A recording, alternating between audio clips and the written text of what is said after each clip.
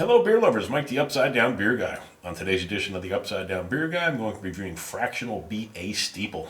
It's an imperial pastry stout. It's made by Sons Brewing Company. They're located in Dania Beach, Florida, and it comes with a hefty ABV at 14.5%.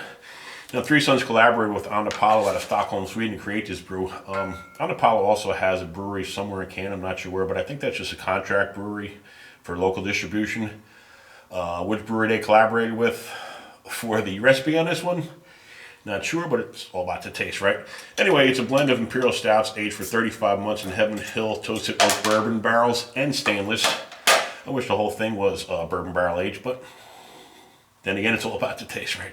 Anyway, it is then finished on 125 pounds of cocoa nibs from Ghana, Uganda, and Trinidad, 125 pounds of toasted blue diamond sliced almonds, and 90 pounds of marshmallow. Oh yeah, that's nice and thick. That used motor oil glug glug. Virtually no head, just a tiny little burnt caramel ring, and I mean tiny, around the edge. But man, I just love that jet black and beautiful stout. Oh, that smells good. Bourbon, dark chocolate.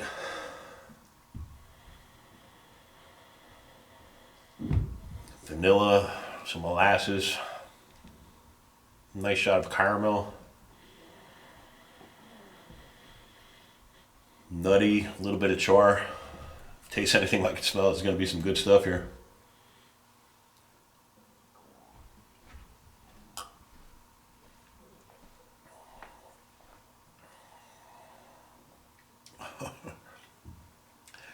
You know, it's not surprising by the adjuncts used, but this tastes like Rocky Road ice cream soaked in bourbon.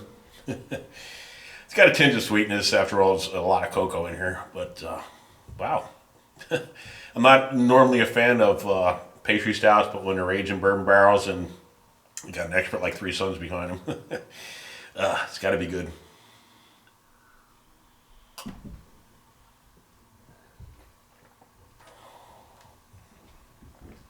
The bourbon definitely leads, but it's quickly followed by this fudgy chocolate that adds some nice richness to it.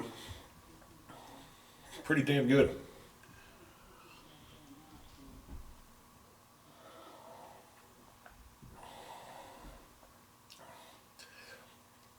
Then the almonds and marshmallow hit, and bam, Rocky Road bourbon. Pretty good shit.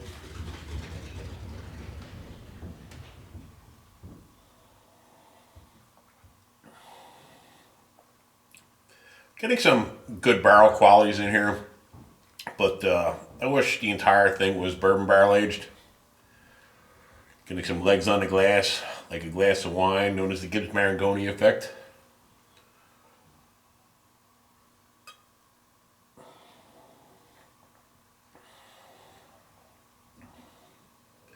Getting some of that barrel aged vanilla, but again, it would be so much better if the entire thing was barrel aged.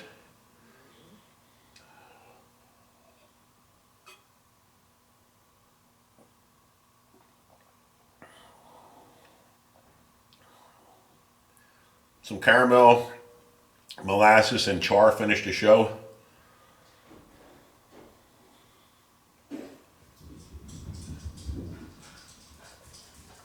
It's full bodied, silky and smooth. It's definitely a dessert beer.